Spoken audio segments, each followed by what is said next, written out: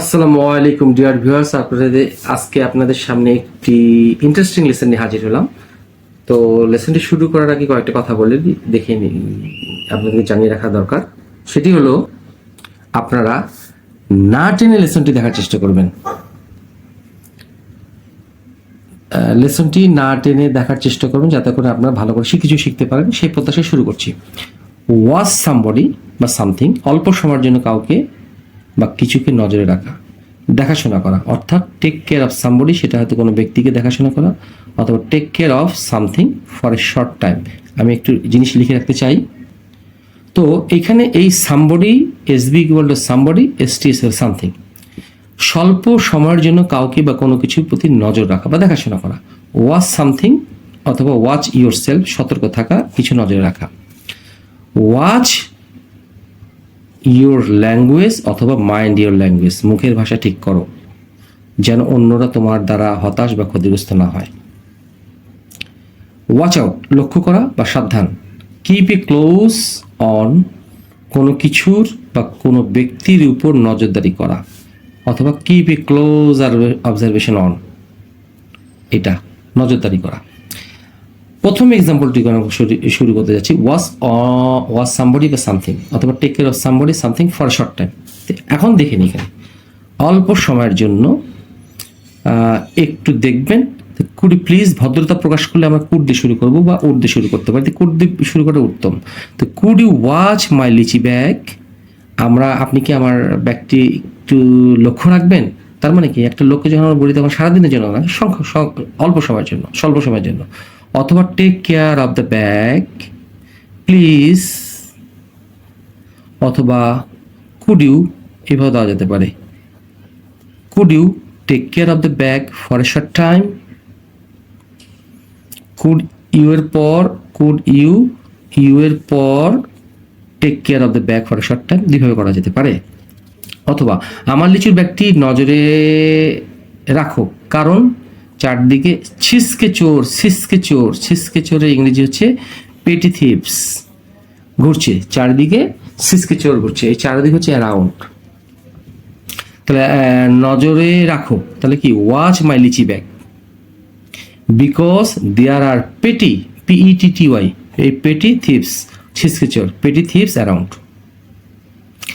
এখন হচ্ছে watch your self, সতর্ক থাকবে, নজর রাখা। আচ্ছা, ওয়াচ আউট, সরি, এই ওয়াচ আউট দিয়ে শুরু করতে যাচ্ছি। Watch out, a dog is coming towards us running, আমার দিকে আসতেছে কি, দৌড়াইয়া ছুটে, এ কামিং টুয়ার্ডস আস। আর রানের সঙ্গে আইনজি যোগ এই কারণে করা হলো, কোনো কিছু করিয়া অর্থে যখন হবে, কোনো কিছু করতে করতে তখন এই সমস্ত বাক্য শেষে আইনজি যোগ করতে হয়, তখন ভি প্লাস আইএনজি যোগ করতে হয়,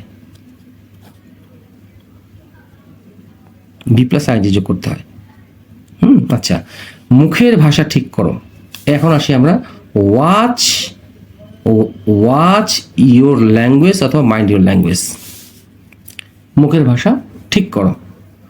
ওয়াচ ইউর ল্যাঙ্গুয়েজ অথবা হোল্ড ইউর টাং, অথবা মাইন্ড ইউর ল্যাঙ্গুয়েজ, অথবা কি করা যেতে পারে,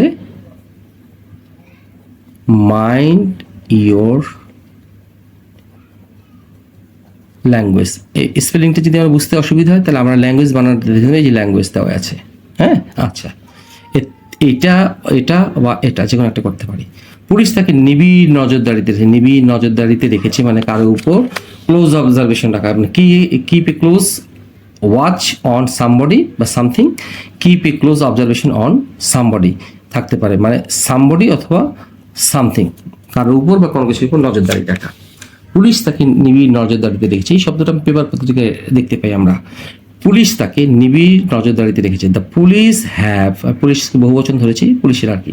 দ্য পুলিশ হ্যাভ কেপ্ট, কিপের past participle kept a close watch on him, অথবা কেপ্ট অথবা have kept close observation on him, তাকে কঠিন নজরদারিতে রেখেছে বা নিবিড় নজরদারিতে রেখেছে, যেন সে যেন কোনো কিছু না করতে পারে বা যা করে তারা যেন পুলিশের যেন টের পায়। তো এই গুরুত্বপূর্ণ লেসনটি শেষ করার আগে একটু কথা বলি আপনাদেরকে আবার, যে এই লেসনটি অবশ্যই আশা করি বা আমি ভালো করে আপনাদেরকে বোঝাতে পেরেছি।